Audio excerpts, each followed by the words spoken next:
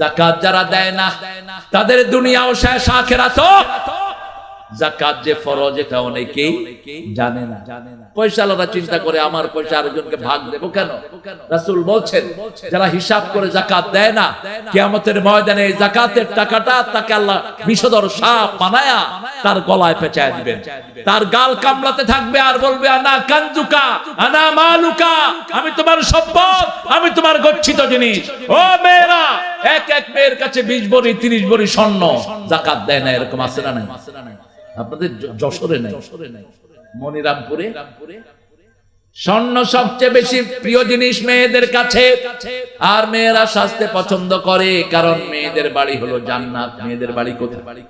জান্নাতে ওদেরকে বানানো হয়েছে। ওদেরকে যত দিবেন ওরা নিষেধ করে না, কারণ এটা জান্নাতের খাসলত। 10টা রিং দিয়েছেন, আংটি। যদি জিজ্ঞেস করে আর লাগবে, কবে দিলে ভালো হয়, দিলে ভালো। ওই যে শাড়ি দিছেন 100টা, এই শাড়ি লাগবে, হ্যাঁ কোন সময় জানি দিছি না, দিলে ভালো হয়। নিষেধ নাই, এটা ইনফিনিটি। ওরা সৌন্দর্যকে পছন্দ করে, কারণ জান্নাত সুন্দর, ওরাও সুন্দর করে আল্লাহ ওদেরকে বানিয়েছেন। সেই জন্য এটাকে ঢেকে রাখতে হবে। যে মেয়ে পর্দা করে না একদম ডাইরেক্ট কোথায় যাবে? এখন বাংলাদেশে মুসলমানদের মেয়েরা ফুটবল খেলে, মেয়ে ফুটবল খেলতেছে, বাবা বসে বসে বলছে গোল, বাবা তালি দিচ্ছে। এই পিতা দায়ুস, এই পিতা কি দায়ুস। আপনার মেয়ে কোথায় যায়, কোথায় কি করে আপনি খবর রাখেন না, আপনি দায়ুস। আপনার বিবির কাছে কে আসে কে যায় আপনি খবর রাখেন না। আপনার ওই বিবি আপনাকে জাহান্নামে নিয়ে ছাড়বে। যতদিন আপনার কাছে আপনার বিবি থাকবে আপনি তাকে পর্দায় রাখেন। আল্লাহ রাব্বুল আলামিন প্রথম বললেন নামাজের কথা, 2 নম্বর বললেন যাকাতের কথা, 3 নম্বর বললেন লিফুরুজিহিম হাফিজুন, নিজের ইজ্জতকে হেফাজত করবা। যদি জান্নাতুল ফেরদাউসে যেতে চাও, যেতে চান তো? আজকে একজন ডক্টর বলছেন হুজুর আগে চাইতাম জান্নাতুল ফেরদাউস, এখন চাই কোনো মতে একটা জান্নাতে ঢুকায়া দেন। কেন? কয় জান্নাতে গেলেই তো আল্লাহ মন যা চায় সেটা দিয়ে দিবে, সেখানে গিয়ে কমে যে আল্লাহ এবার ফেরদাউস দেন। ইদ্রিস আলাইহিস সালামের মতো আর ইদ্রিস আলাইহিস সালাম সব নবীদের একটা দোয়া আল্লাহ কবুল করেন। কয়টা? রাসূলের 3টা দোয়া 2টা কবুল করেছেন, একটা বাকি রেখেছেন। কয়টা? একটা। 2টা কবুল করেছেন আর একটা বাকি রেখেছেন। রাসূল সাল্লাল্লাহু আলাইহি সাল্লাম বললেন আল্লাহ অতীতের জাতিকে যেরকম গজব দিয়ে ধ্বংস করে দিয়েছো, আমার উম্মতকে একসাথে এরকম ধ্বংস করে দিও। এই দোয়াটা কবুল করেছেন কে? আল্লাহ কবুল করেছেন। দ্বিতীয়, আল্লাহ আমার উম্মত ঝগড়াঝাটি করে যেন হালাক না হয়ে যায়। অতীতের বহু জাতি ঝগড়াঝাটি করতে করতে নিজেরাও শেষ জাতীয়, আমার জাতিকে এটা করবা না, এটাও কবুল হয়েছে। 3 নাম্বার রাসূল দোয়া করলেন আল্লাহ আমার জাতি যেন বিভিন্ন দলে বিভক্ত হয়ে না যায়। এই দোয়াটা কবুল হয়নি। রাসূলের একটা দোয়ার জন্য আল্লাহ রেখে দিয়েছেন, সেটা কিয়ামতে কবুল করবেন। কিয়ামতে রাসূল একটা দোয়া করবেন, উম্মতকে যেন ওনাকে না দেখিয়ে কোথাও না নেওয়া হয়। রাসূলকে না বলে উম্মতকে কোথাও নেওয়া হবে। আল্লাহ আমাদেরকে রাসূলের উম্মত হওয়ার তৌফিক দান করেন। আরো আসতে বলেন আমিন। রাসূল সুপারিশ করবেন প্রথম কিয়ামতের ময়দানে। রাসূলের সুপারিশ ছাড়া বিচার শুরু হবে না। সেই নবী রাহমাতাল লিল আলামিন সবচেয়ে বেশি ভালোবাসতেন উম্মতদেরকে, উম্মতদের জন্য কাঁদতেন রাহমাতাল লিল। জিবরাইল আমিন একদিন রাসূলকে বলছেন ইয়া রাসূলুল্লাহ, I can count the stone in the earth, পৃথিবীতে কত বালুকণা আছে আমি এটা গুনতে পারি। ইয়া রাসূলুল্লাহ, I can count the drop of ocean in the earth, পৃথিবীতে সাগরে কত পানির ফোঁটা আছে আমি এটা গুনতে পারি, কিন্তু আমি একটা জিনিস গুনতে পারি না, আপনার উপরে দুরূদ পড়লে যে কত সওয়াব হয় ওটা গোনার ক্ষমতা আমার।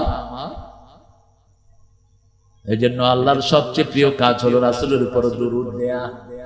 সারা কোরআনে আল্লাহ কোথাও বলেন নাই আমি নামাজ পড়ি তোমরাও পড়ো, বলছেন আমি ইবাদত করি তোমরাও ইবাদত করো, কিন্তু একটা জায়গায় বলছেন ইন্নাল্লাহা ওয়া মালাইকাতাহু ইউসাল্লুনা আলাল, আমি রাসূলের উপর দরুদ দেই, রাসূলের উপর রহমত বর্ষণ করি, আমার ফেরেশতারা আমার কাছে রহমত চায়। তোমরা সব মুমিনরা রাসূলের জন্য রহমত চাও।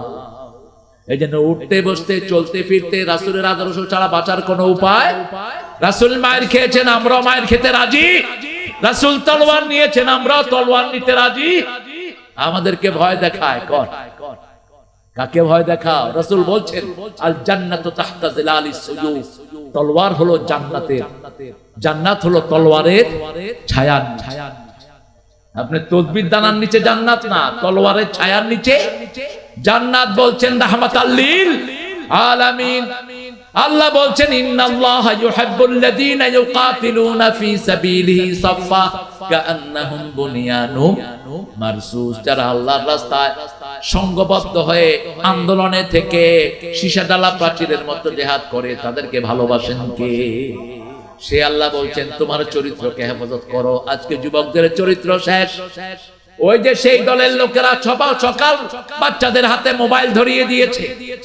আবার তিনি বলেছেন আমি সবার হাতে কি দিয়েছি? মোবাইল দেওয়া থেকে আমাদের ভালো হয়েছে না খারাপ? জোরে বলে। বেশি বেশি মাহফিল করেন, যেখানে খুশি করেন। আপনাদের জায়গাটা আমার প্রথমে পছন্দ হয়, কিন্তু এখন বলছি পছন্দ। শুধু মাহফিলের ডাক দেন, মাহফিলে সব ইয়ং ছেলেরা আসে, সব কিশোররা আসে, ঠিক না ঠিক? দৌড়ায় সব কিশোররা। এই কিশোররা যতক্ষণ মাহফিলে থাকে কার ধ্যান করে? আল্লাহ ধ্যান। আর যদি মাহফিল না থাকতো কি করতো?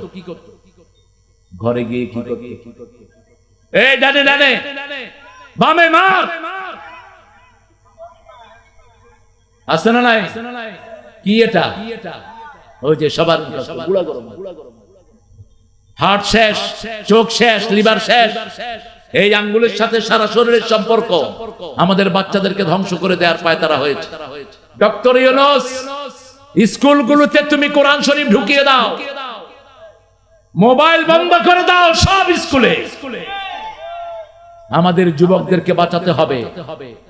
কোন প্রাইমারি স্কুলে এখন ছাত্র বেশি থাকে না, কারণ কি? লেখাপড়া।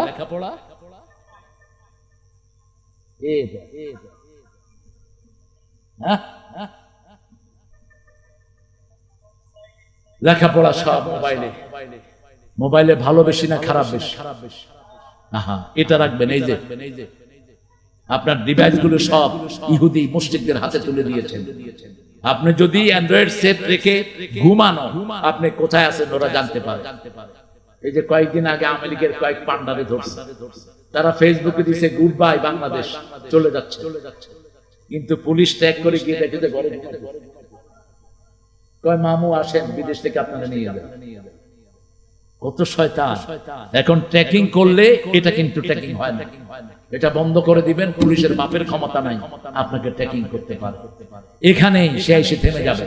এরপরে কোথায় গেছেন আর কোনো নিশানা নাই। আমাদের বিপ্লবীদেরকে দেব কেন?